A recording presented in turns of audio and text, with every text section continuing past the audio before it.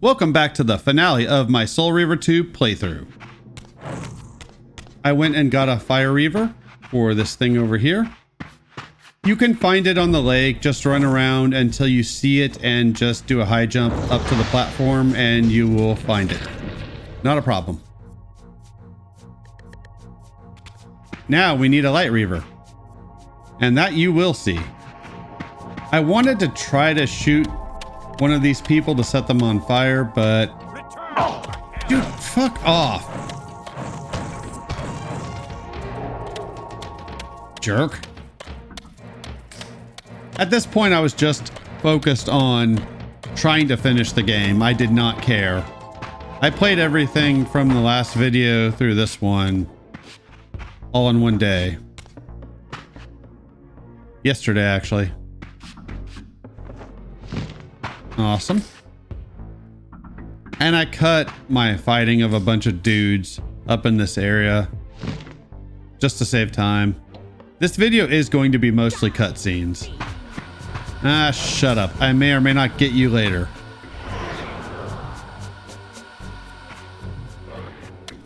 My Reaver's just like, oh, I'm going to eat you. I'm going to eat you. Oh, you know, on second thought, I did have a swimmer earlier, so I really need to watch my calories. Oh, on second thought, I have been swimming a lot lately. Yum. No.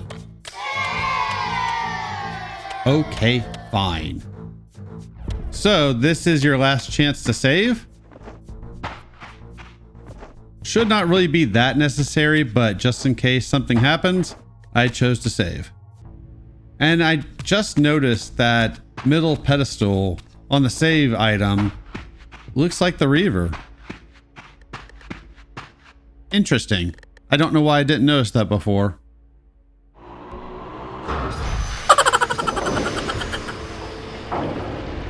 That's the last time we need to shoot one of those. And the last time, at least in this game, we get to swim like a fish. One that bobs up and down a lot. Because every time I try to make a course correct, he flies off the handle. Or he just goes shooting off in another direction. Whatever. Yeah, so I have not had a chance to talk about Janos yet. I find him to be a really interesting character. He's this ancient vampire everybody's afraid of. There's all this myth about him. And he seems like a really nice dude. He doesn't hate the humans for being afraid of him. He doesn't seem to want to hurt anybody. And you know somebody who controls that door is just like, who the hell keeps opening this damn door? I hope my ancestors 500 years from now aren't stuck dealing with the same problem. He seems like a cool character we don't get to see much of in this series.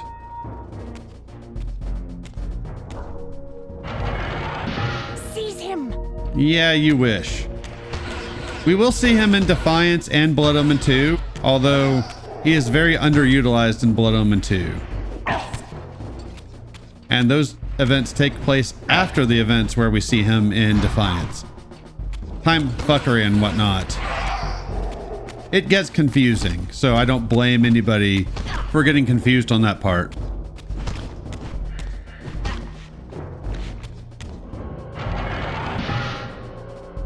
And again, Raziel picked up a sword, although this time it kind of benefited me because he really did need to pick up some health. All right, let's see what's behind this door. Oh, look, another corridor. My God. Okay, let's see what's behind this door.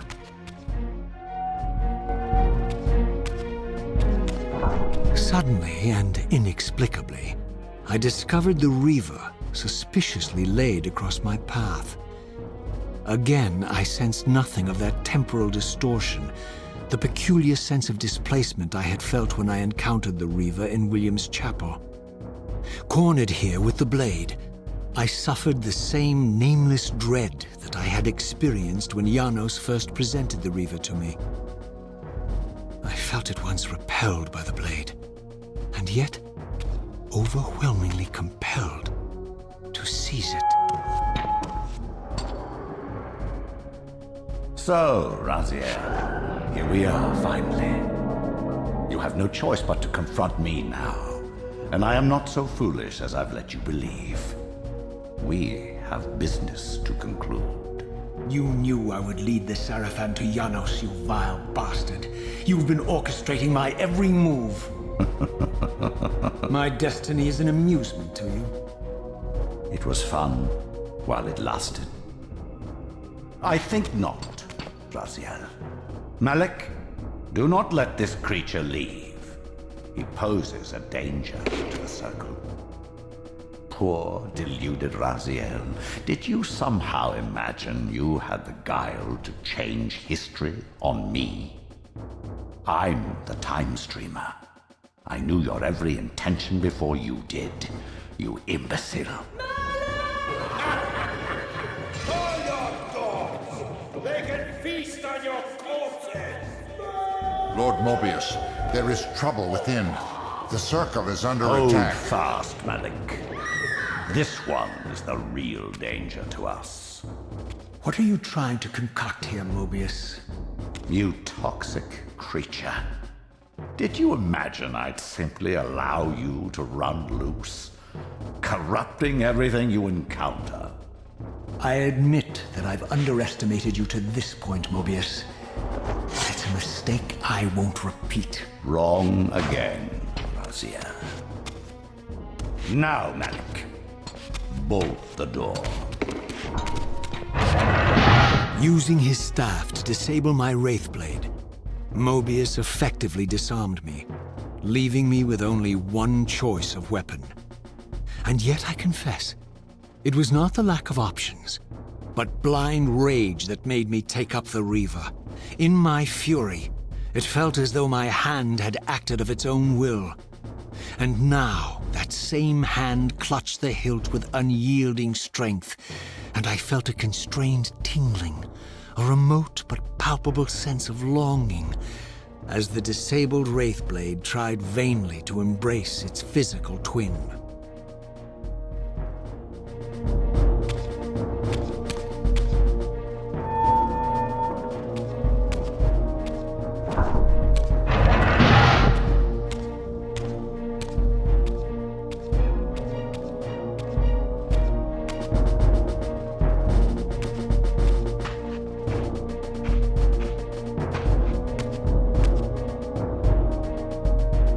To take your revenge, demon. Back to hell with you! I recognize these two as my former brethren, in life as Sarafan, and in unlife as Kain's vampire sons. Melchiah and Zephon, the weakest of Kain's brood. These bastards had no idea what future lay in store for them, how they would become the very thing they so despised. The Reaver hummed with ravenous anticipation. Janos had called it a vampiric blade, endowed with the power to drain its victims of their lifeblood. I was eager to see what the Reaver would do to these two. The first time I played this part, I had just got through the Melchiah fight in Soul Reaver 1. I was playing these two alongside each other.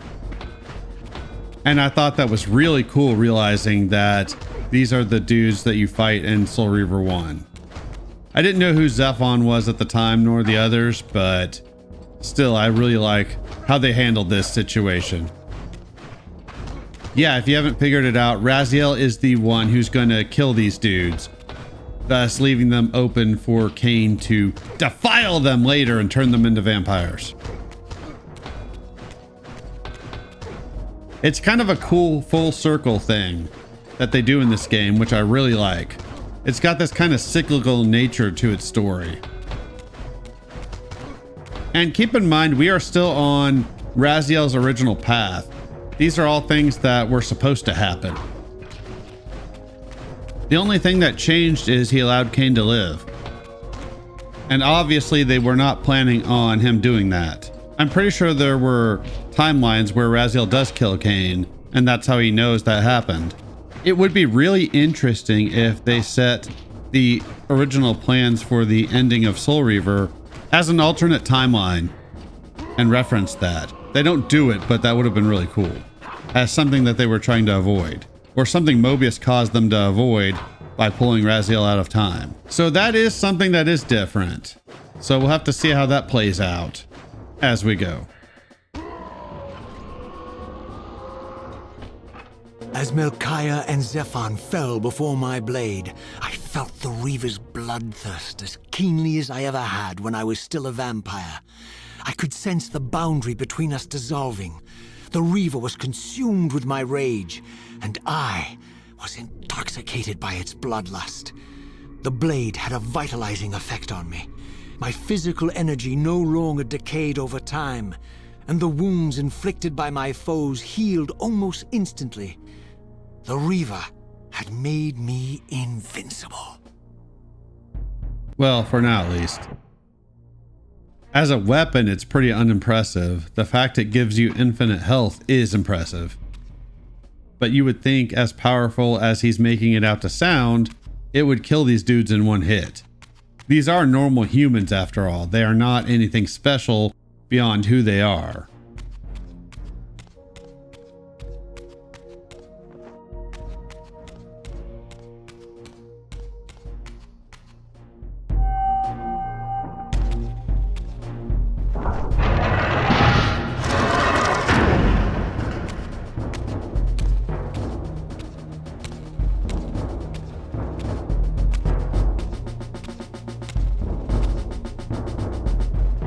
Have you come to reclaim the monster's black heart?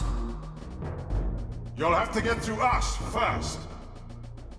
My former brethren, Duma and Rahab, confronted me next. This all seemed so elegantly choreographed. Exhilarated by the Reaver, I was drunk with revelations. I could finally appreciate the delicious irony of Kain's blasphemous private joke, and I reveled as I colluded with him across the centuries. For it was I who put these bastards in their tomb, thus providing the corpses for Kain to raise as his vampire sons a millennium from now. Yet Raziel is still not questioning anything. Go figure.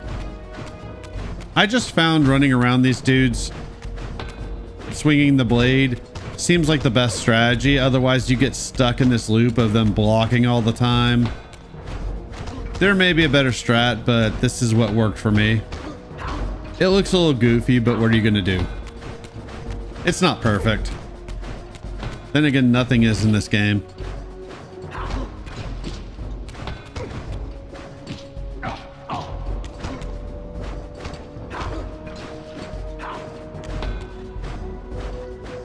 But I do think it's really cool how they tied in elements of Blood Omen and Soul Reaver into this story. Particularly Soul Reaver. It's a wonderful full circle thing, which I talked about before. And I've never seen a game do something like that before, or since.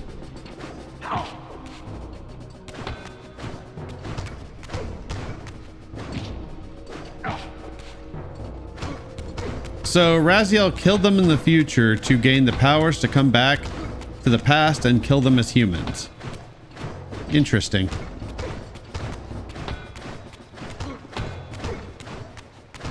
All right, motherfucker. It's time for you to take a seat.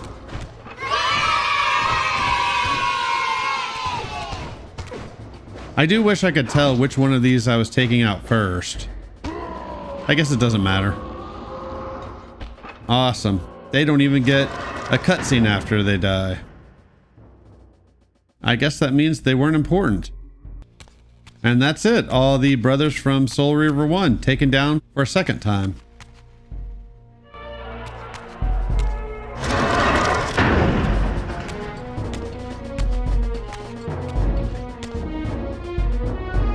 Get back to the pit you crawled from, demon.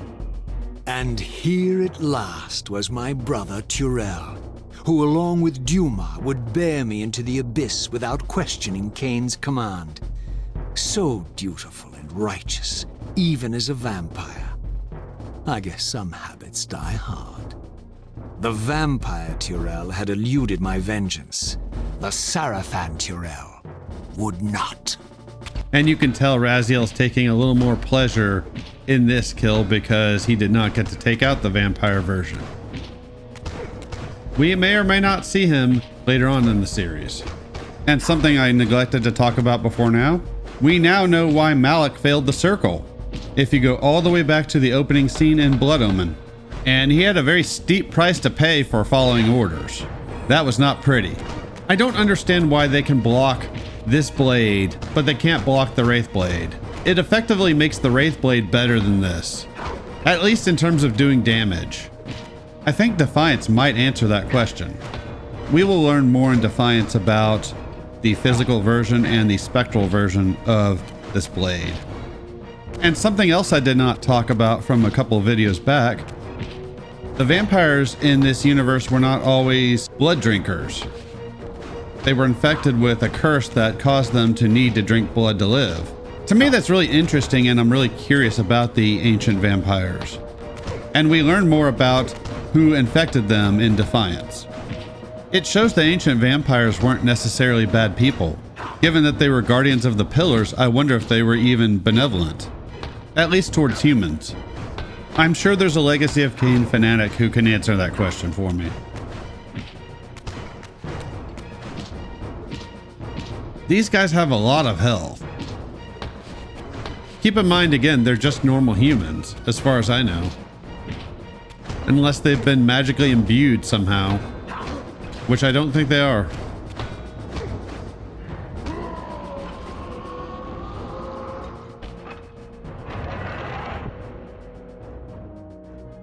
Awesome. And for no reason, we don't just go straight into another cutscene. We've got hallways to walk down. I should have just cut to the next cutscene. Oh well.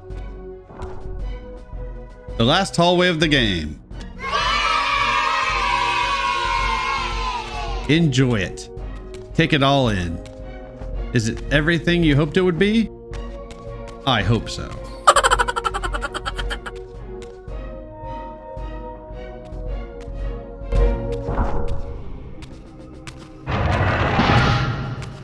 So, vampire, here we are.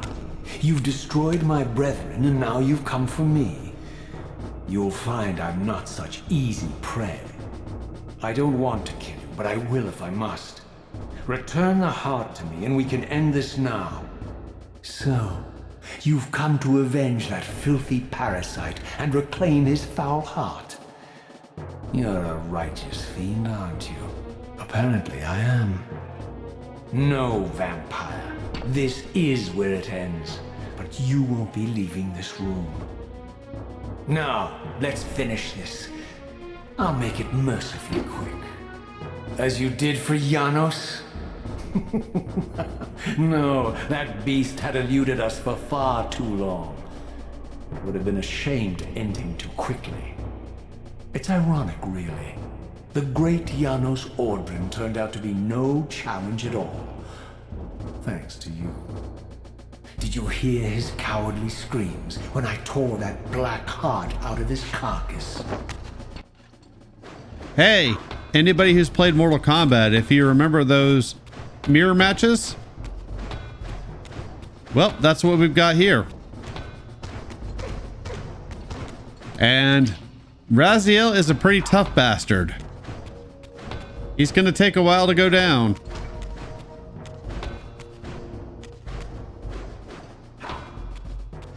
I did really like the revelation that these guys were Raziel and his brothers. That was an actual good plot twist that I did not see coming. And again, we got that full circle thing going here. Raziel's causing events to happen. He got Janos killed. Now he's killing himself and his brothers. It's weird that Raziel does not remember his life as a human, nor these events. And it's got to be really interesting to find a past version of yourself and hate that person. I wonder if people with amnesia have to deal with that. If they find out who they were and can't stand that person. And how does that work if they ever get their memory back? And why does Kain remember his life as a human, but Raziel doesn't? Neither do Raziel's brothers. I wonder if Kain's generals that we meet in Blood Omen 2 were made before Raziel and his brothers. Kain does have more reason to be pissed off at the Seraphan, so maybe that's what inspired him to go after these guys. I looked it up and the generals in Blood Omen 2 were made first. I don't talk about it in that Let's Play because I didn't think of it until doing this commentary. But Raziel and his crew were made much later. And we still have yet to see if Kain being alive in this timeline will change anything. And is he even here? Somehow he followed Raziel into the future. So you have to assume that he followed Raziel here as well. How, I don't know. They don't really explain that. I'm assuming he still has access to the chronoplast. Although you would think that Mobius would have access to that as well, since that is his chamber. According to the interwebs, Kain knows how to use these devices, which I guess makes sense since he saw them since Blood Omen 1.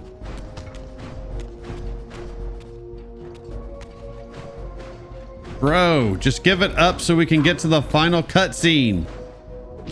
I want to go to bed. It's weird how hard it is, at least for me, to land a heavy attack.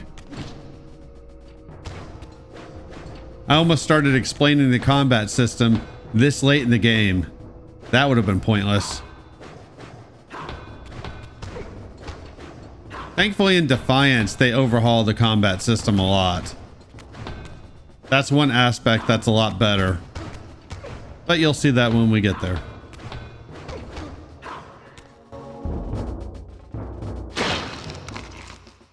I renounce you.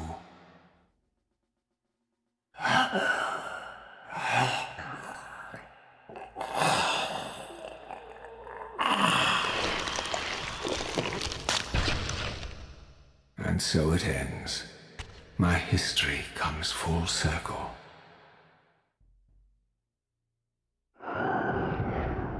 Sensing its twin, the Wraithblade uncoiled itself from me, and instead wound lovingly around its former self. I felt its grip loosen, and as the blade left me, its absence chilled me more than its presence ever had. A foreboding sense of emptiness and loss stole over me, and a terrible revelation gathered like a storm at the edge of my awareness. With all other foes exhausted, the conjoined blades turned themselves on me, and I realized, finally, why I had sensed nothing when Janos offered me the blade. The Reaver was never forged to be a soul-stealing weapon. The ravenous, soul-devouring entity trapped in the blade was, and always had been, me. This is why the blade was destroyed when Kain tried to strike me down. The Reaver could not devour its own soul. The paradox shattered the blade. So, this was my terrible destiny. To play out this purgatorial cycle for all eternity. I could not bear it. Despair overwhelmed me. You.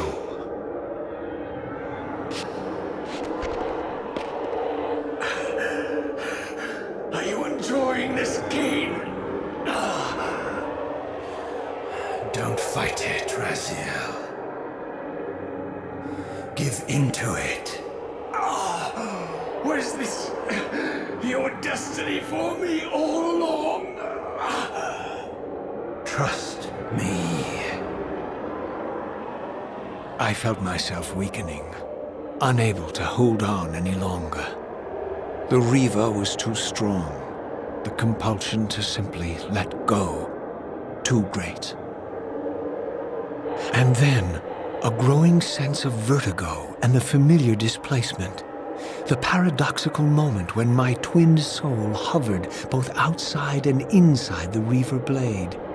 This was the instant. The glimmer of temporal distortion Kain had been counting on all along. This was the edge of the coin, the minute flicker of probability upon which Kain had gambled everything.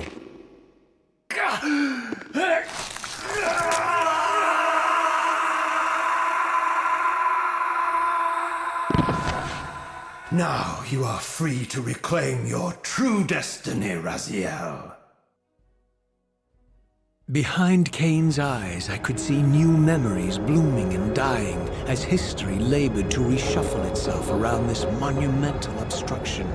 And I could see by the dawning horror on his face that perhaps we had strained history too far this time. That by trying to alter my fate, he may have introduced a fatal paradox. My God. The Hilden. We walked right into their trap. Raziel, Janos must stay dead. But Kain's warning was lost as I slipped into the spirit realm, too weak to maintain my physical form. And there, waiting for me as always, was the Reaver, the Wraithblade, my own soul, twinned and bound eternally to me. And I realized that I could never escape my terrible destiny. I had merely postponed it. History abhors a paradox. Well, how's that for an ending? Well, that's it. Another playthrough done. And as I do at the end of all my playthroughs, victory sip. And for some reason, we've got Melchiah's theme playing here. Not really sure why that is, but okay. Whatever. I know I've bitched a lot about the gameplay in these Soul Reaver games, and it has not aged well, but I do really enjoy these games. I just don't like playing them so much. I'd rather watch somebody play them. And now I can just rewatch my own playthroughs. Haha! But I do really like the story and the characters. And as you can see, this game takes some very interesting directions with its story. Probably the most interesting directions the story takes, but it's still good in Defiance. Blood Omen 2 is going to feel like an offshoot. It does get better in the last 4 chapters. 3 of the last 4 chapters are really good. 1 really sucks, and I wanted to edit that video more, but there wasn't really much point considering I could only drop a few minutes from it. So I didn't bother. And then we will pick up with Defiance, which is the sequel to this game. So thanks for watching. I'm not going to waste anybody's time with pointless chatter, and I will see y'all in Blood Omen 2.